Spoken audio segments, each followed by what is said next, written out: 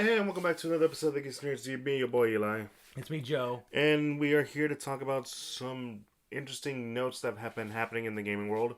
Specifically, and most importantly, the Microsoft Activision Blizzard deal. And the recent news about one PlayStation CEO and their stance on it.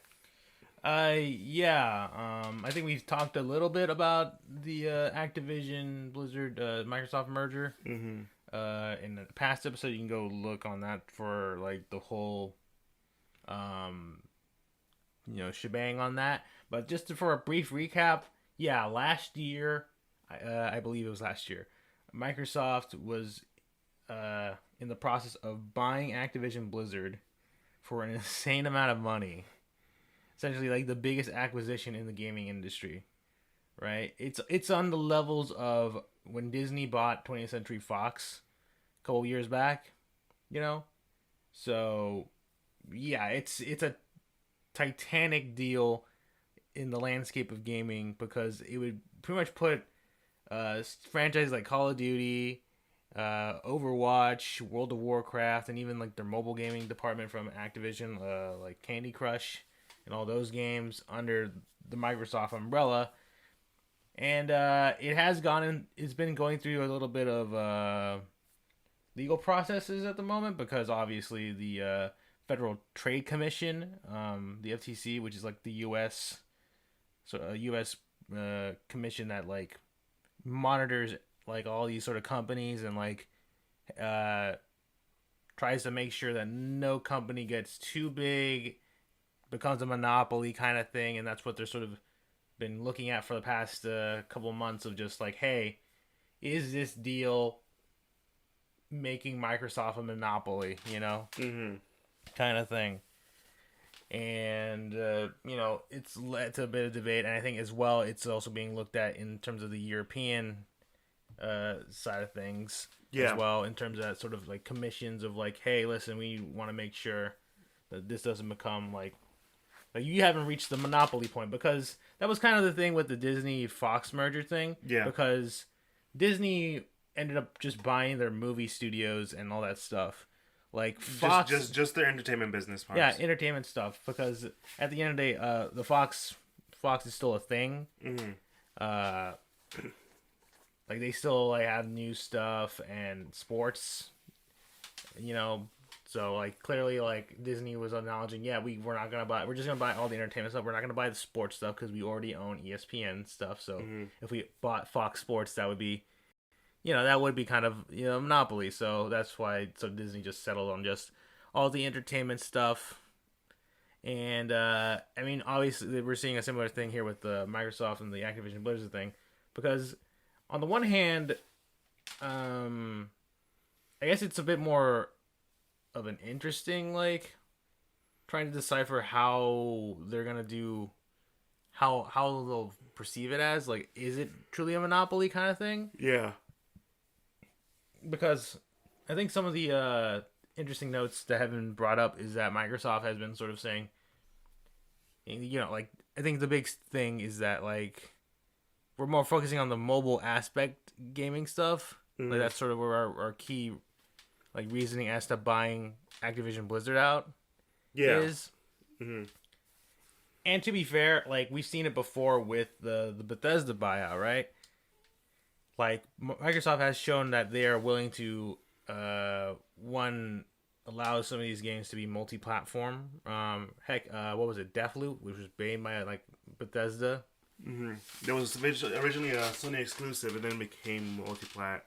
Yeah, but they still, let it be Sony exclusive. They wouldn't just like halfway through that. It's like, no, we got to release it on Xbox now. Mm-hmm. They let it have like 6 months of exclusivity or whatever, and then they ported it to the other systems. Like a year, probably a year, because that's usually how it works with some of these sort of exclusive deals, right? With third-party publishers. But yeah, no, obviously the biggest thing out of it all is Call of Duty.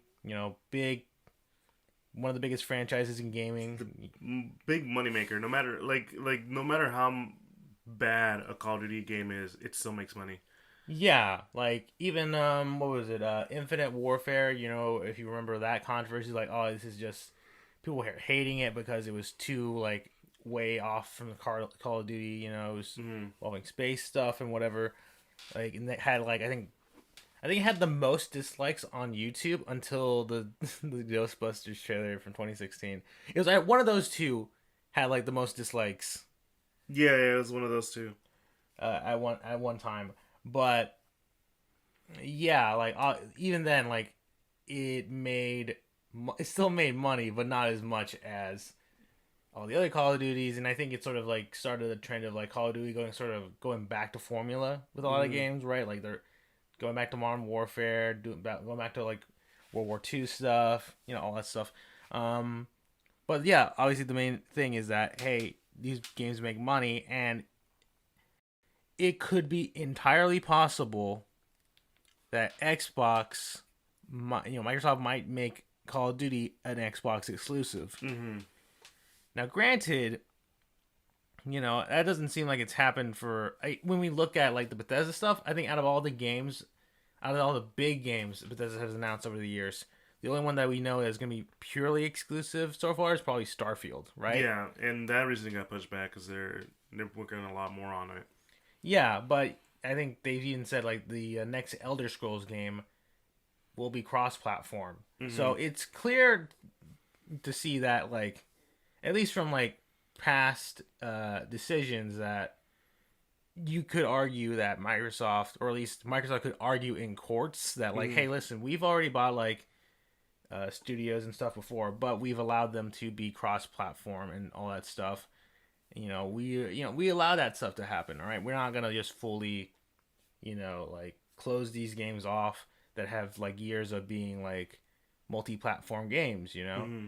But obviously Sony's big thing is still just, hey, we don't like this that you brought up a major third party publisher and developer Yeah, with the possibility of potentially locking us out of those games. We don't like that. which is fair enough. Yeah, it's completely understandable. Obviously, Nintendo has no qualms with any of this because they're just Nintendo. But it does come with I think the big thing recently with the is that there have been reports of if the deal goes down, like if once the deal is finalized, basically, Mm. that Xbox was going to do a 10-year deal with Nintendo to bring Call of Duty games to the Nintendo Switch or any Nintendo console, really. Mm. You know? Because that wasn't the idea that they're thinking about bringing an aspect of that into. I keep hearing rumors of it, whether it be Game Pass or something else, but it was some. That's been like a rumor for like so long. Yeah. Like the idea of putting Game Pass on the Switch. Yeah. Because the Switch does have like cloud gaming capacities. Like, I'm pretty sure there's at least a couple of games that do like this whole cloud gaming thing on the Switch. I think Kingdom Hearts is probably one of the ones like off the top of my head. I think you're right. I think It's that's either right.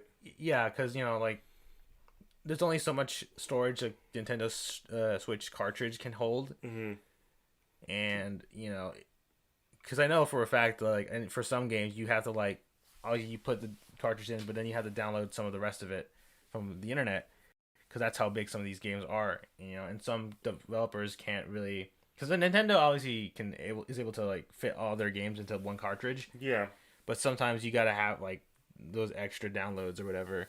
Like I think I'm pretty sure Bayonetta 2 was like download only at one point. I could be wrong. Mm-hmm. But yeah, so the idea has always been around that like, hey, since Microsoft and Xbox have been really pushing Game Pass and it's been really making a lot of money for them, that yeah, it would be kind of neat to it would be an interesting idea to put Game Pass on the Switch, get a new avenue in, because you already have like Minecraft on the Nintendo Switch, and you can, I think, link your Xbox account. Like you can sign with an Xbox Live account onto the Switch through Minecraft or whatever. Yeah. So like I think that's what sparked the idea of like, okay, so since there's an infrastructure for that, would it be possible for like Xbox to put like a Game Pass app on the Switch. Mm-hmm. But yeah, it's a very interesting idea. I don't know how much sway that rumor has anymore. 'Cause it's been like a couple years. Yeah, no, it has. But like to go back on point, Mm-hmm. the idea of putting like a Call of Duty on Switch is like a really cool idea, really awesome. Um, but again, that mostly will go to Microsoft rather than like everyone else. Right, because it's a they're making a deal out of it, Mm-hmm. which I think They'll get more, precedent than anyone else, especially since they'll be the ones to own Activision. right, like and also as well, like I mean, I'm pretty sure the last Call of Duty game on Switch was Ghosts back in Mm-hmm. 2012, and even then that was on the Wii U. And I think it's mostly because for a while now, well at least back in the Wii U days, Mm-hmm. like a lot of third party developers publish games on the Switch, not Switch, the Wii U, but because of the Wii U tablet, like a lot of them were trying to like essentially had to make a different version of the game, try Yeah. to incorporate that tablet.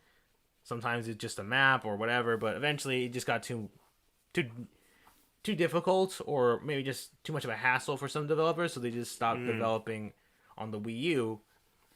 And I think while that's necessarily not true for the Switch anymore, because the Switch has that ability to be, it's more like its whole gimmick is to be played in handheld, but also play on the TV, Mm-hmm. that sort of thing. So we have seen like developers being able to like put sort of games like Madden or FIFA and all those stuff, like the big Mm-hmm. like multi-platform games back on Switch and stuff. But Call of Duty hasn't been one of those. But obviously it's because graphically, like the Call of Duty games have gotten like Way too high, and the Switch can only run so much. I mean, yeah. like what was the game that really pushed the graphics on the Switch? Would just probably not Breath of the Wild, right? I mean, I would say like games like Breath of the Wild, heck, the new Zelda game, Mm-hmm. uh, Tears of the Kingdom. yeah, Tears of the Kingdom is I think probably also going to be pushing the Switch hardware, because the thing is that Mm-hmm. the Nintendo Switch's hardware is like it's probably close to like a PS3, Xbox 360 kind of machine. Yeah, That's why we see a lot of like older games being ported onto the Switch. because it can run those kind of games. Yeah, but uh to to go back onto it, yeah, like you can run like a lot of modern Call of Duty games because obviously they've gotten like increased size in terms of installation, and also because graphically, Mm-hmm. like you have to like do some like wizardry, technical wizardry to get some games to run on Switch. Like it's actually kind of crazy that Doom, I think 2016 Doom Eternal can run on the Switch at like a constant 60 frames per second, but it has to take some graphical hits. And I think I'm not no, it's not LA Noire. I'm thinking about something else. Which Like there's been other games that have been ported onto the Switch that are like very graphically intensive. Oh, Witcher. It was Witcher. I was gonna say Mortal Kombat 11 as well. Yeah, like Witcher 3 got ported onto the Switch, and it's like they had to try really hard to make sure it's like a constant frame rate. Mm-hmm. Like you can tell it's not like the best looking version of the Witcher games, but like it is it's astonishing how well it can run on the Switch. Yeah. Like that's how much effort you have to put on like trying to bring these like graphically intense games and have them run on the Switch. Mm-hmm. So obviously for like for a company like Activision Blizzard, who makes Call of Duty games every year, they don't want any of their studios to pretty much devote extra time on trying to downgrade that game to make it work. And it's not like you can make something that is like graphically impressive that is able to run that much on the Switch. There've been like obviously we mentioned a couple of games, but there's also like recently with Capcom and their RE engine, where it's the same engine that you would find in almost any other games, and they're able to run through like Monster Hunter. Was it Rise or Monster Hunter Rise, yeah, that was the one that started on the Switch. Mm-hmm. And then it got ported to The other- consoles. yeah, And they just like upped it up because the yeah. way the RE engine is, it's that it's able to do a lot of things and run very smooth no matter what it's given. Like look at any of the other games that were recently released with the RE engine from Capcom. That those look amazing, even on like high end consoles, PCs, even on the Switch, still looks awesome. Yeah, and I think that's the other thing too is that you need a solid gaming, like a engine. Like I think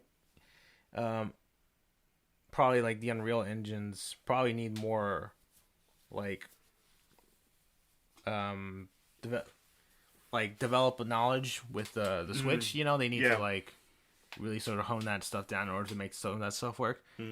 But yeah, you are right. Like game engines are like part of the reason why some of these games don't come to Switch, because it's just like those game engines are too like they're too powerful for the Switch, Yeah. And it's very hard to have them downgraded themselves. While I think, like you said, the RE engine was sort of designed to be all purpose and like able to go up and down, and all you need to do is upres stuff, and it still like looks good. But yeah, and the thing about like just to get back on topic, the whole 10-year deal with Nintendo for Call of Duty games and other things, I think as well, is that it is also was offered to Sony and PlayStation. However, obviously I think while Nintendo's been sort of like amicable to it, like yeah, we're okay with that. The Sony and PlayStation side has been like no, Yeah, a hard like no. yeah. And did they ever say the reason for that? I can't remember why. I don't know off the top of my head. I might have to look this up real soon though. But yeah, as far as I'm aware, I think it's simply because of the idea of like, well, we don't support you buying the Activision Blizzard. This is not a good deal kind of thing, like one of those like it'll hurt everyone else aside from us. Well, yeah, kind of like we don't feel like this is even a remotely cool deal kind of thing. So that is I think that in that sort of deal leads into I think the recent comments by the Sony and sorry, not Sony, PlayStation CEO. Jim Ryan. Well, yeah, you can go on. Yeah, no, I was gonna say because apparently there was a conversation between him and the one of the higher ups from for Activision Blizzard kind of group. I think her name is Lulu Chang Meserve. I probably butchered that name at some point. Yeah, no, you can go on. No, yeah, so it was supposed to be like a closed discussion, but at some point she had to like say her stance on it, and it basically boiled down to like he doesn't want to buy, he just wants to stop the merger, as in like I don't want to do any of that. I just don't want them to own you guys.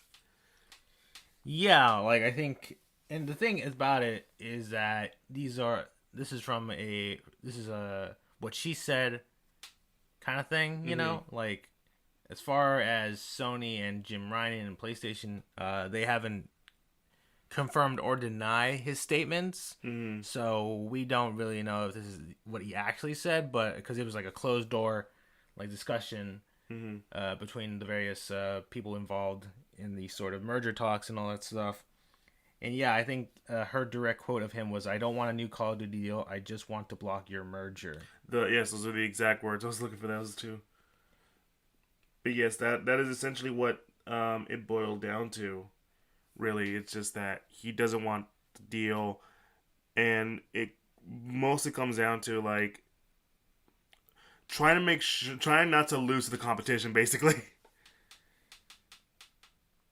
Yeah, because I think it's highlighting, one of the biggest aspects of this whole merger is that, like Sony and PlayStation, by default, obviously have been against the Microsoft merger with Activision Blizzard, because their whole stance is like it's gonna hurt the our gaming industry, and hurt competition. Like Sony is definitely like one of the big runners of like, hey, this is a monopoly, we have to stop it kind of thing. And I think another interesting thing that have been supposedly been said, or rather that have been like starting to pop up, is that Sony has started to feel. I mean, I don't know if these are true or where they hear this from, but there have been serious Sony people talking about how they feel that Microsoft might potentially gimp Call of Duty releases on PlayStation so that you would get a better experience playing on the Xbox, like straight up like either downgrading the games or just making them run worse on PlayStation systems than on Xbox systems. Which, I mean, there isn't any like any proof that Xbox is going to do that. Is going to do that. They might be like, they might say something like that, but we won't know until it actually happens. Right, because I mean, in my brain, it's kind of like when someone. It's like because here's the thing, right? Yeah. Sony and Activision have had a long deal with Call of Duty to get exclusive, like items and DLC and various other things. Yeah, they would be the first ones to get stuff. Yeah, and sometimes they'd be the only ones to get stuff. Mm-hmm. Heck, this isn't even stay with Call of Duty. It was happening with Destiny. Destiny, Avengers. Yeah, and others like other kind of games in different genres too. Yeah, like I mean, with the Destiny stuff, like there'd be like straight up exclusive missions or exclusive exotic weapons and stuff like that. Which armors and everything. Yeah, just the whole galore. Yeah, and it wasn't until I think Bungie left, being partners with Activision, and that a lot of that stuff. I think especially for Destiny 2, I think mainly for Destiny 2, that stuff, was able to be free for everybody. And then, like you said, the Avengers game, while not being a part of Activision Blizzard, that's a Square Enix thing. They had gotten an Spider-Man exclusive character. And now with the Avengers game potentially going offline, there's no way in hell Xbox players or PC players are ever going to play Spider-Man unless you mod your console. Yeah. Or do like a whole PC hack thing. Apparently he wasn't that good in the game. Well, compared to the Insomniac Spider-Man games, yeah, I've heard of that. Like it's not as fun playing Spider-Man in this game, like in the actual Spider-Man game. I don't know. On one hand, I get it. Yeah. Like I understand that. Like the Insomniac Spider-Man games are freaking cool and awesome, and you feel like playing Spider-Man. But on the other hand, I would want it to be a little different because then it's just like. Yeah. I would like it to be different a little bit. Yeah. Because it's just like. Well, I don't want this character to be playing the same in every game I play. You know what I mean? Yeah. But no, But to the point, right? You would see other games like that of Midnight Suns, which recently came out for Marvel, that has Spider-Man, but he isn't exclusive to Sony. Yeah, that it's very like odd that it only happens to certain games. Yeah. Where Sony will just be like, no, make Spider-Man like. It's gotten to the point where some people are wrongly assuming that Sony owns just the rights to the Spider-Man character. Yeah. When no, Sony only owns the movie rights to Spider-Man, not the Spider-Man character. So they had to essentially pay for them to make Spider-Man an exclusive thing for them. Yeah, and Sony has the money because Sony, PlayStation has been sort of the leading console for quite a while now. It was like towards the end of the PS3, early PS4 throughout. Yeah, PS4 it cycle. was. Yeah, and right now I think it's kind of like still a little bit PlayStation, but I think I've seen more people just go either Xbox or mainly PC. Yeah, I think it's just sort of the way the gaming landscape has become. Yeah, but yeah, I mean, the idea of Microsoft intentionally gimping the Call of Duty franchise on PlayStation, I don't know. It just seems like dumb. Like it seems like such an overreaction kind of thing. Like maybe it's just them saying like this could be the worst case scenario. Because realistically, when I think about like this whole merger thing, the main thing I think about is just what might happen before, because remember, like before Sony had to deal with Activision with the Call of Duty stuff to get exclusive maps and whatever stuff. That was with Xbox. Like for like the entire 360 era of Xbox, they had exclusive deals with Call of Duty to get like DLC maps first and stuff like that. Like it doesn't make much sense to complain about it when clearly these exclusivity deals between console makers have happened before with third parties, publishers. It's just that now it's sort of like, okay, well, Microsoft now straight up is trying to own one of the largest third party publishers in the gaming in gaming industry. And you think I know what it is? I think for a lot of people it's like it like you can say exclusivities, this and that, but those are always minor, right? There were like minor things that you can just like you can still play Call of Duty at however way it plays on Xbox or PlayStation, but if you wanted the good shit, you have to get the PlayStation. Right, like it's kind of like bragging, like it's a weird like sort of like, hey, if you want like all the content, like all the cool stuff, you have to play one version of the game, right? Yeah. And so like now that they own it, it's like, oh, there's not gonna be any of that, right? Because that's the fear, like, oh, they're gonna make sure it runs better on Xbox, or everyone goes on Xbox. And granted, I can see that being like a problem, but at the same time, it doesn't feel like it should be. It shouldn't be like that. I feel like if the like, especially the way Microsoft is right now with their developers, on letting them do their thing, kind of, and just being like, we'll support you in whatever way we can, kind of stuff. Because look at Psychonauts. Psychonauts took forever to come out, and once they got bought by Microsoft, they're like, oh, we could do a lot of the stuff that we wanted to do but never could. Right, because it was a crowdfunded game, right? And then obviously being bought by Double Fine, being bought by Microsoft, it got them like Microsoft money. So then it's like they got to like essentially sort of make the game they always wanted with all the money, because they now have the money, the resources, and the help. Yeah. And so I feel like the way Microsoft is kind of promoting themselves and trying to do, one, if they actually do what Sony is thinking, it would backfire the fuck out of them. Yeah, it's obviously a bad look for Microsoft to just straight up be like doing that to the PlayStation brand, because they've already like I said earlier, like they've already been like sort of very vocal of like making stuff that's already been like previously multi-platform games still be part, coming to PlayStation. Like we know for a fact that the next Elder Scrolls game is coming to PlayStation as well. Like it's Starfield, is the one that's gonna be Xbox exclusive, but then it's like, well, obviously you think about it, it's like, okay, yeah, let's make the big new Bethesda game by Todd Howard. Yeah. With his sweet dirty lies.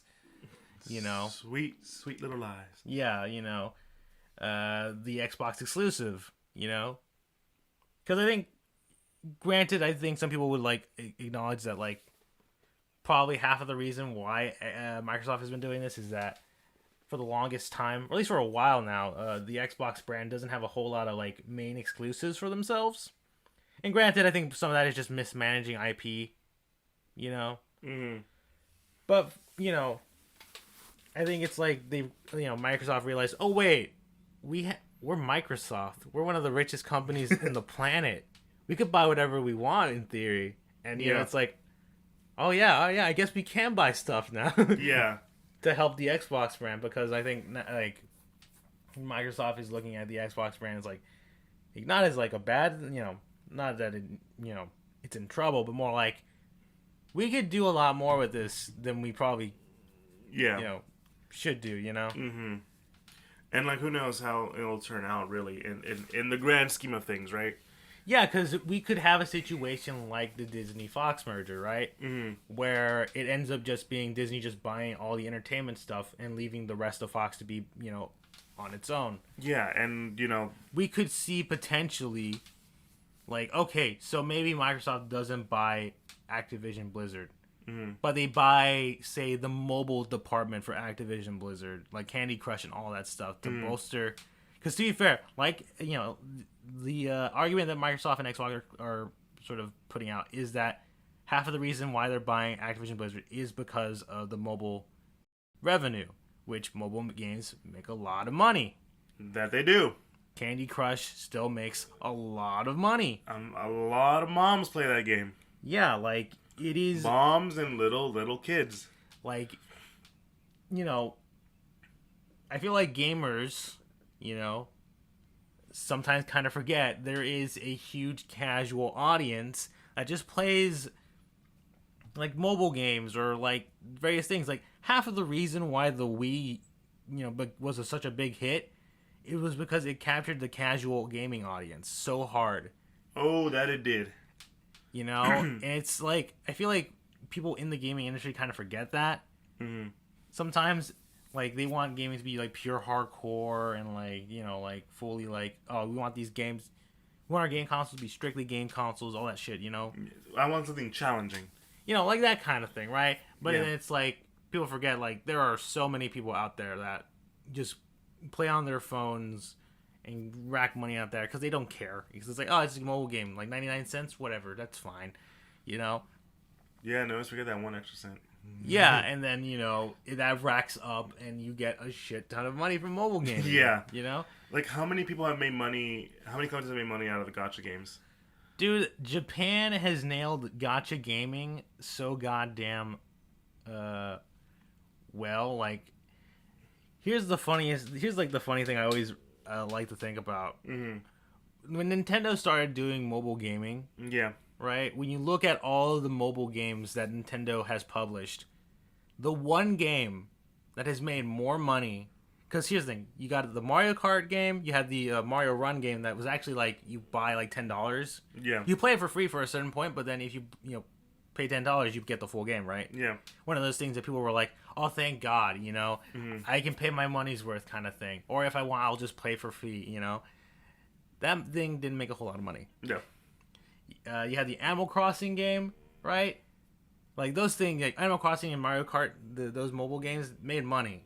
But the one game that made more money than all of them was the Fire Emblem mobile game. God damn, did that make money. Because it's a gacha game and it has all of the fucking, you know, it has all the waifus, the husbandos. They do so many different banners and, I mean, listen, I played the game. I think it's a pretty good free-to-play experience because I think the only time I spend money is with, like, their, I guess it's kind of like a battle pass kind of thing, but you get like a free character skin and stuff like that. It's like $10. It's not that bad, but I don't think I ever spend money to like get more items to summon because I'm good at hoarding. I'm good at hoarding my materials. But point is, that game is able to like make so much money because gacha games make so much money, and you know it's kind of like one of those things I think into the back of my mind is like people diss the Fire Emblem franchise so much on Nintendo. It's like why do we, you know, why is Fire Emblem a thing? Like why do people keep putting emphasis? And it's like, well, there's your answer, man. There's the answer right there. Yeah, I've seen you play Fire Emblem Mobile so many times. I'm just like, God damn, whatever. It's all right. Well, I mean, you know, and to be fair, it's a pretty fast experience. You know, I just play it maybe a couple minutes a day. You know, Yeah. I don't like devote all of my time into it. Mm-hmm. Like I maybe spend like maybe 30 minutes to 40 minutes out of my day messing with it. Yeah. And that's it. Yeah, and like just going back onto the main topic here is that whether or not Microsoft, you know, goes for it or is allowed to, I don't think, and we're clearly speaking from like a very, you know, optimistic viewpoint, a very like hopeful viewpoint, right? Yeah. Like it's not gonna go down like that. I don't think it's gonna go down. Because like for most people who were hearing about the fact that Xbox was buying out, you know, Blizzard and Activision, was that, oh, they can finally clean up the fucking thing, because like Blizzard and Activision have been in a lot of hot water. Yeah, because you remember at the time, like before the Microsoft merger, Activision Blizzard was getting hit hard with so much like internal like conflicts and like sexual harassment stuff going on with Blizzard. They had to change McCree's name. You know, like it got that bad. Mm-hmm. And like Bobby Chapek, I think the CEO of Activision, you know, and like all that sort of crazy stuff. Yeah, like, he tried to buy like the narrative, like literally try to buy the narrative. Yeah, like straight up like trying to like pay off like gaming publishers to like spin better stories for Activision Blizzard. Mm-hmm. And then yeah, I think part of that was half the reason. Like, you know what? Yeah, let's sell ourselves to Microsoft. You know, let me clean the slate. You know, let's hope that Microsoft cleans the slate of these guys. You know, gets better people on, because that was sort of the idea. And now we have this sort of obviously, you know, PlayStation and Sony are like, that's too much of a monopoly. We have to stop that. I mean, literally supposedly comments from the CEO of PlayStation being like, hey, I don't want to make a new deal. I want to just stop your merger. You know, bar none. You know, I do not want this to go down. Yeah. Just the fact that, like, you know, that's how he views it is kind of like, not scummy. It's not that low, but it's very much like, you know, almost anti-consumer, I would say. If I'm making any sense. Yeah, and it's, you know, and like we said, I think Microsoft has done sort of good work with Xbox. We're trying to not make it anti-consumer with all these, like, you know, mergers and buyouts and stuff. Like, it's kind of crazy to me. Yeah. That, like, it would be crazy to me, actually, to see Call of Duty go platform exclusive. Because it just doesn't make sense. No, those are one of the games I'm like, no, that should be for everyone. It's like if you made, like, what's another good game that's like Battlefield. It's like if you made Battlefield exclusive only to, like, say, one system, right? Yeah. That doesn't sound right. Yeah, there are so many, like, it's like if Madden or FIFA were a console exclusive. Like, those are sports games that make money every year, and you're limiting them to just one console.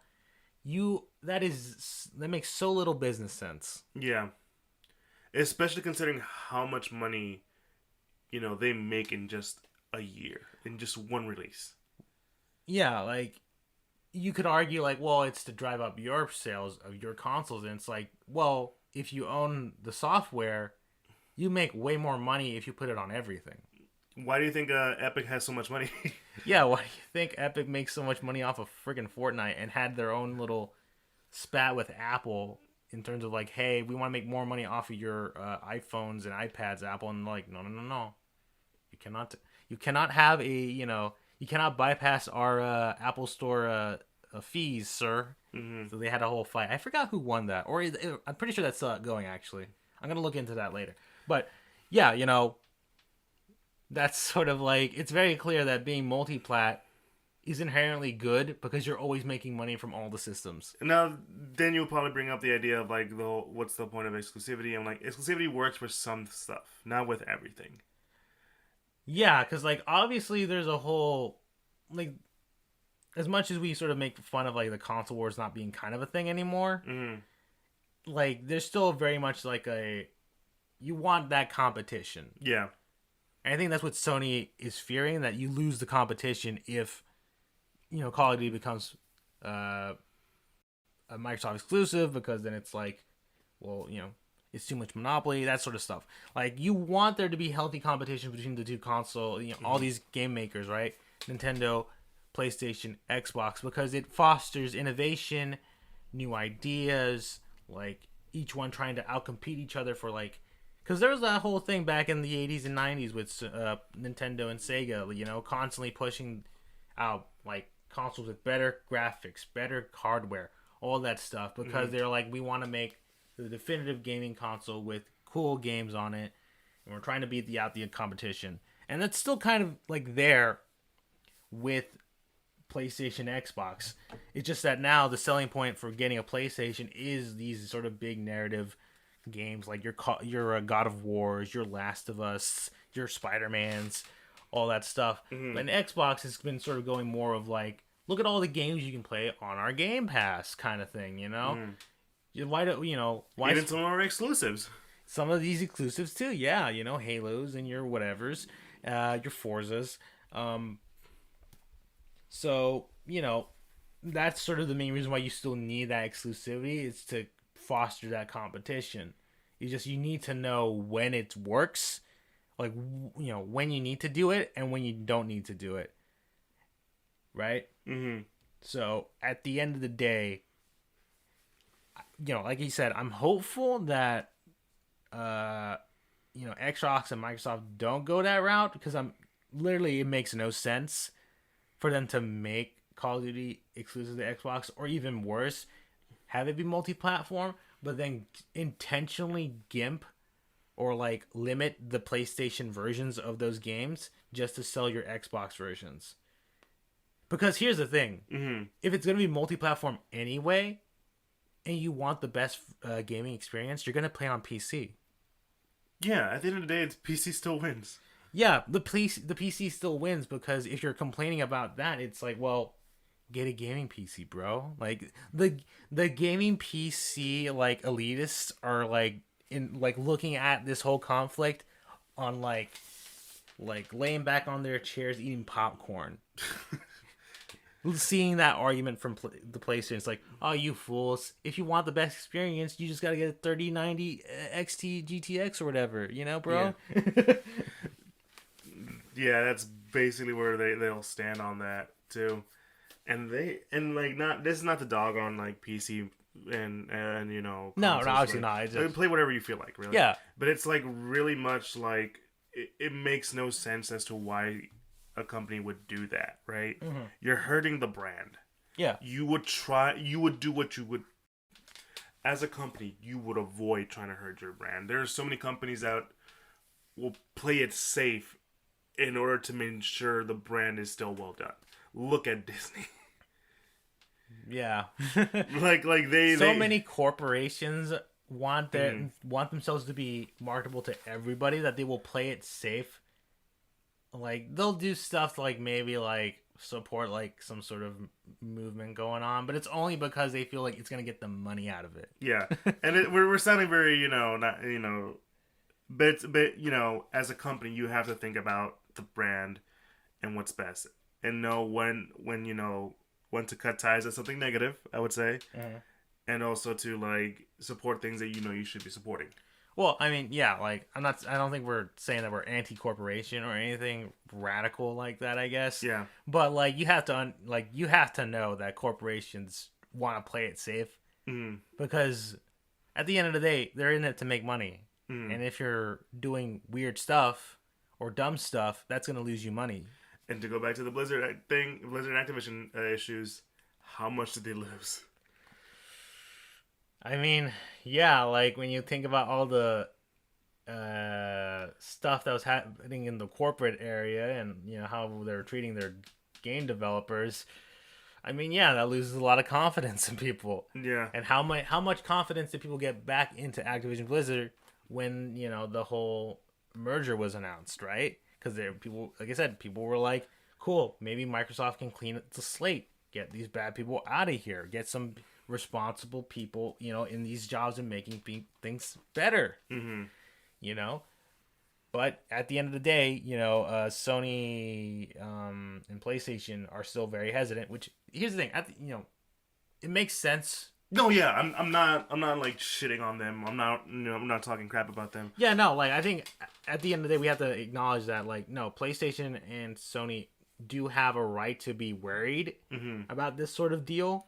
Because like we said earlier, in the same way so many people were concerned about Disney and Fox, coming together. Yeah. How much it could hurt, the film, making industry and that sort of stuff, right? Yeah. They have every right to be concerned. The question is how the thing about it is how they've been going about it. Yeah, like there are ways of trying to make it, like there are ways of showing evidence, or rather like this could potentially happen, and it's like, but would that happen though? we're going with a lot of good faith, yes. Yeah, but like at the same time, some of the points you're making here are a little too like dystopian, too far-fetched. You know, too out of the ballpark. Yeah, pretty much. But yeah, I think at the end of the day, I mean, we just have it's a wait and see game with this merger because, like I said earlier, like it's still being reviewed by the FTC and all these other trade commissions and stuff because they, as well, are wanting to make sure legally is this a monopoly, and if so, you know, what do we have to do? Do we stop this? Do we let Microsoft buy some of Activision Blizzard and have someone like have the rest essentially go on auction? Could you imagine that? Could you imagine like the FTC being like, okay, Microsoft, you can buy Activision Blizzard, but you have to sell off Call of Duty. No, that'd be nuts. To the highest bidder, you know. And then Sony swoops in. That'd be so messed up. Like Sony's like we've like blocked we didn't technically block the merger because Microsoft still bought Activision Blizzard, but they don't own Call of Duty. But now we do. That'd be so 180. They would be the vultures in this story. Well, yeah, obviously someone's gonna be the vultures at that point, right? Yeah. Imagine if EA somehow randomly was like, "We're gonna buy Call of Duty now. Thanks, guys. Bye." God damn it. Although I have heard comments from people discussing, like, sort of like clowning on Sony and PlayStation, being like, "Oh no, they're gonna make Call of Duty exclusive. Whatever are we gonna do?" And PlayStation, or it's like people are going like, "PlayStation, you own Killzone. Why don't bring back Killzone? Or you know, like, hey, get in a deal with EA to bring back Medal of Honor or something." It's like very clear of like, you know, some people, and there's already people being like, well, all right, well, okay, if this does happen, we can still foster competition, bring back Medal of Honor, bring back Killzone, bring back a lot of these other long forgotten FPS games to compete with Call of Duty, you know? Because Call of Duty killed all of them. Well, yeah, but now you have a perfect way of, like, you know, bringing them back, right? Yeah. Competition. Yeah. But, you know, I think the point that we've been sort of talking about is that there's a lot of interesting discussions and debates when it comes to the Activision Blizzard Xbox Microsoft deal. And obviously Sony's rightful concerns about it. However, from what at least we've been hearing, it definitely seems kind of petty. It does. Which is sad. It's sad. Especially because you're PlayStation, you're the winners at this moment. Yeah, you're kind of the top dogs in the area, and it seems more like you're being petty and like thinking you're about to lose your top position, which I guess makes sense from like a corporate standpoint, because you want to be number one when you're like in these sort of like hardware sales and all that stuff, right? Because that's, you know, you're making money, but at the same time, like, the ways you're going about it just seems kind of petty. Yeah, especially with like the gaming landscape right now, because there's been a lot of games that are going multi-plat and are sort of embracing stuff like crossplay, you know, and like, you know, crossplay with other consoles, PCs even. And remember too that like a good chunk of the reason why some of these games were crossplay is because it's PlayStation. Yeah, like they're straight up like PlayStation. I think wasn't it back in the day they said like there was an actual fee you had to pay for that stuff. Yeah, like I do remember this kind of story, and that's half the reason why a lot of games didn't do crossplay. And it wasn't until like, you know, people started being actively angry at Sony and being, hey bro, what the heck, let crossplay be a thing. Yeah, especially when like other companies were like, yeah, let's do it. Yeah, and Sony was actively like, no. And I remember the reasoning too was like, we don't want like, you know, kids on our systems interacting with potential like threats or whatever when it comes to that. And it's like, what kind of like, dude, we know the reason why you don't want to do it. It's because you want to sell more consoles. Yeah. That's such a weird like out of the box excuse. So I don't know, like, I guess Sony and PlayStation just have these weird like reasonings, but it's very clear, like there's an actual reason and there's a reason they're saying, but the reason that they're saying is not a good reason. it don't match, but yeah, it don't match. No, And yeah, it's really yeah, it's very petty. But I feel like there shouldn't really even be that much of a problem. Especially now. But if there is, people will speak up. Like I mean, look at like you said earlier with them talking about the whole crossplay bullshit, Yeah. and then and even nowadays with like the whole was it kill the Suicide Squad, kill the Justice League? Yeah. They pushed that back after all the commotions and shit. Right, after being shown on the PlayStation State of Play thing. Yeah. Yeah. But yeah, it's I don't know. It's a very interesting debate, It's very much, again, it's a wait and see. And I think that's the best thing to do is to wait and see. Again, we're staying hopeful because why wouldn't we be? Yeah, like you want to be hopeful that everything sort of turns out well, Mm-hmm. kind of things with these sort of big mergers. I mean, heck, like I said, like the Disney Fox merger turned out pretty all right for the most part. I mean, yeah, you can still debate the ethics of like Disney owning a lot of these things, right? Like Mm-hmm. Disney technically owns Alien and Predator and all this stuff now. But they've also been very hands off with some of that stuff too, I feel like. Yeah, have you seen Prey? Yeah. There's no way Disney had a hand in that. Yeah, like it's very clear that like, all right, we'll let some of these other properties just sort of handle themselves out while we still, Mm-hmm. obviously like the big thing with the Disney Fox thing was that, oh hey, Disney and their Marvel now has the Fantastic Four and X-Men movie rights back. We can have Fantastic Four and X-Men back. And that was like the big like sort of like thing out of all of it, like that people were more concerned about. It's like, hey, oh cool, X-Men and Fantastic Four can finally be in the MCU. This is gonna be freaking great. This is gonna be awesome. And now it's a wait and see. Yeah, we'll have to wait and see because obviously we need to see how they execute that. But yeah,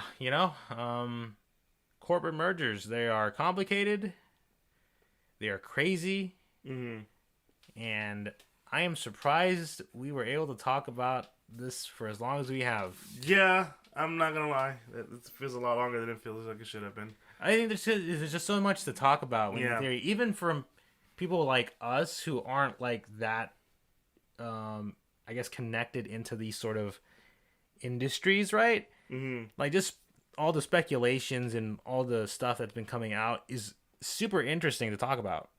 Mm-hmm. And I guess it's the best place to end this conversation, this episode. I mean, yeah. Again, we are trying to be hopeful in a world where it's kind of hard to be that. But guys, if you like what you heard, be sure to follow us on social media: Instagram, Facebook, and Twitter. We're most active on Instagram, where we find a link to reach all the podcast sites we're officially a part of, like Apple Podcasts, Google Podcasts, Spotify, Pandora, all the like. You also find a link to the YouTube for all your audio listeners out there who want to put a face to the voice. And be sure to like, comment, subscribe there. And one more thing, we have a Patreon. It's there for support, but if you guys ever want to. And yeah, that's the end of the episode. Hopefully things work out the way they should, however they may be. And yeah, it's been me, your boy Eli. It's been me, You Joe. guys have a good one. Peace.